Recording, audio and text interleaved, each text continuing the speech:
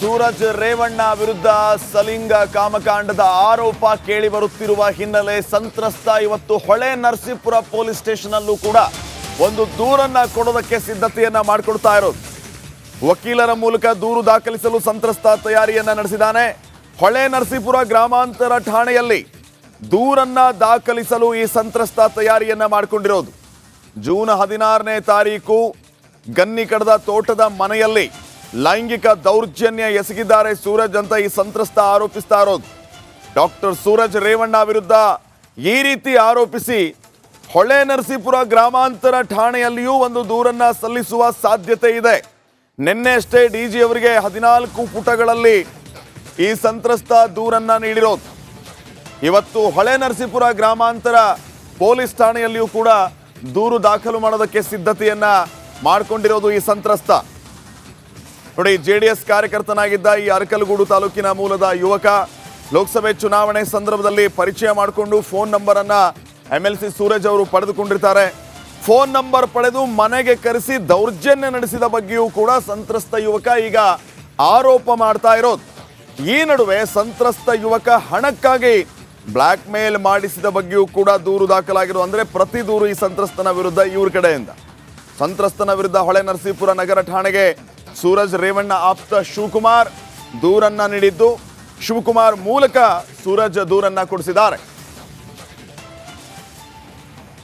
ಈ ಎಲ್ಲ ವಿಚಾರಗಳಿಗೆ ಸಂಬಂಧಪಟ್ಟಂತೆ ಮತ್ತಷ್ಟು ಮಾಹಿತಿಯನ್ನ ನೀಡ್ತಾರೆ ನಮ್ಮ ಹಾಸನ ಪ್ರತಿನಿಧಿ ಕುಶ್ವಂತ್. ಈಗ ನೇರ ಸಂಪರ್ಕದಲ್ಲಿ ಕುಶ್ವಂತ್, ಗಮನಿಸ್ತಾ ಇದ್ದೀವಿ ಒಂದ್ ಕಡೆ ಸಂತ್ರಸ್ತ ಈಗ ಹೊಳೆ ನರಸೀಪುರ ಗ್ರಾಮಾಂತರ ಠಾಣೆಗೆ ದೂರು ಕೊಡೋದಕ್ಕೆ ಎಲ್ಲ ಸಿದ್ಧತೆಯನ್ನ ಮಾಡಿಕೊಂಡಿರೋದು. ಈತನ ವಿರುದ್ಧವೂ ಕೂಡ ಪ್ರತಿ ದೂರು ದಾಖಲಾಗಿರೋದು. ಸದ್ಯಕ್ಕೆ ಈ ವಿಷಯಕ್ಕೆ ಸಂಬಂಧಪಟ್ಟಂತೆ ಏನೆಲ್ಲ ಬೆಳವಣಿಗೆ ಆಗ್ತಾ ಇದೆ? ನಡಿ ಈಗ ಶುರು ಮಾಡೋಣ. ಕೇಸರಿಯಿಂದ ಮನೋಲ್ಲಾಸ ಮನಸ್ಸು ಮತ್ತೇರಿ ಕುಣಿದಾಡಿದೆ ನೋಡು, ಮನಸ್ಸು ಮತ್ತೇರಿ ಕುಣಿದಾಡಿದೆ ನೋಡು. ಕ್ಷಣ ಕ್ಷಣವೂ ಆಚರಿಸಿ ಕೇಸರಿ ಹಬ್ಬ. ವಿಮಲ್ ಬಾಯಲ್ಲಿ ಹೇಳಿ ಕೇಸರಿ.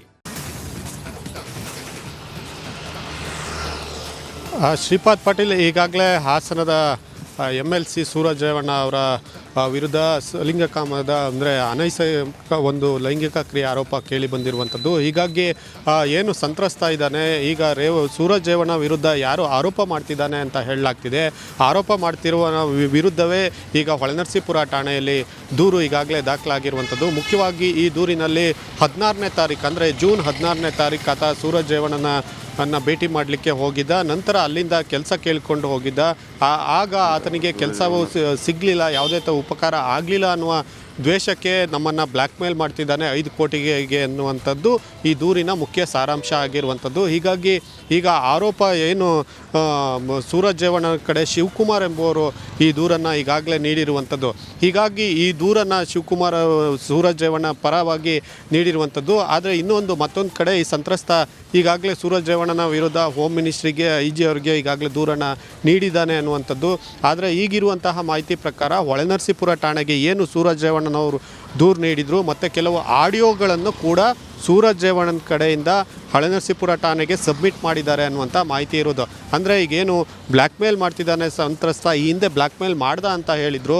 ಆತ ಬ್ಲ್ಯಾಕ್ ಮೇಲ್ ಮಾಡುವಂತಹ ಸಂಬಂಧಪಟ್ಟಂತಹ ದಾಖಲೆಗಳೇನಿದೆ ಅದೆಲ್ಲವನ್ನು ಕೂಡ ಈಗ ಹೊಳೆನರಸೀಪುರ ಠಾಣೆಗೆ ಸೂರಜ್ ರೇವಣ್ಣನವರು ನೀಡಿದ್ದಾರೆ ಅನ್ನುವಂಥ ಮಾಹಿತಿ ಸದ್ಯಕ್ಕೆ ಬರ್ತಾ ಇರುವಂಥದ್ದು. ಜೊತೆಗೆ ಇದನ್ನು ಮಾಜರ್ ಕೂಡ ಅವರು ಮಾಡಿದ್ದಾರೆ ಅನ್ನುವಂಥ ಮಾಹಿತಿ ಕೂಡ ಇರುವಂಥದ್ದು. ಆದರೆ ಈಗ ಸಂತ್ರಸ್ತ ಎಲ್ಲಿದ್ದಾನೆ ಮತ್ತು ಅವನಿಂದ ಈಗಾಗಲೇ ಹೋಮ್ ಮಿನಿಸ್ಟ್ರಿಗೆ ಈಗಾಗಲೇ ದೂರನ್ನು ನೀಡಿರುವಂಥ ಹಿನ್ನೆಲೆಯಲ್ಲಿ ಹೊಳೆನರಸೀಪುರ ಠಾಣೆಯಲ್ಲೂ ಕೂಡ ನಂತರದಲ್ಲಿ ದೂರು ದಾಖಲಾಗುತ್ತೆ.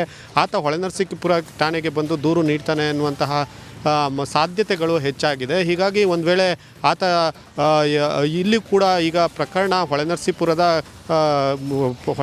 ಠಾಣೆಯಲ್ಲಿ ದಾಖಲಾಗಿರೋದ್ರಿಂದ ಆತ ಕೂಡ ದೂರು ನೀಡಲಿಕ್ಕೆ ಹೊಳೆನರಸೀಪುರ ಠಾಣೆಗೆ ಬರಬೇಕಾಗುತ್ತೆ. ಜೊತೆಗೆ ಇನ್ನು ಪ್ರಕರಣ ನಡೆದಿರುವಂಥದ್ದು ಅಂದರೆ ಆರೋಪ ಮಾಡಿದಂತಹ ಸ್ಥಳ ಏನಿದೆ ಅದು ಹಾಸನದ ಚಂದ್ರಾಯಪಟ್ಟಣದ ಸೂರಜ್ ರೇವಣ್ಣನವರ ಗನ್ನಿಗಡ ತೋಟವಾಗಿದೆ. ಹೀಗಾಗಿ ಈ ಎಲ್ಲವೂ ಕೂಡ ಈ ಪ್ರಕರಣದಲ್ಲಿ ಮುಖ್ಯವಾಗ್ತಾ ಹೋಗುತ್ತೆ. ಬಹುತೇಕ ಇವತ್ತು ಏನಾದರೂ ಸೂರಜ್ ರೇವಣ್ಣನ ವಿರುದ್ಧ ದೂರನ್ನು ಸಂತ್ರಸ್ತ ಹೊಳೆನರಸೀಪುರ ಠಾಣೆಯಲ್ಲಿ ದಾಖಲಾಗಿದ್ದರೆ ಇಡೀ ಪ್ರಕರಣ ಒಂದು ತಿರುವಿಗೆ ಬಂದು ನಿಲ್ಲುತ್ತೆ ಅಂತ ಹೇಳ್ಬೋದಾಗಿದೆ Shripad Patil. Okay, thank you ಮಾಹಿತಿಗಾಗಿ.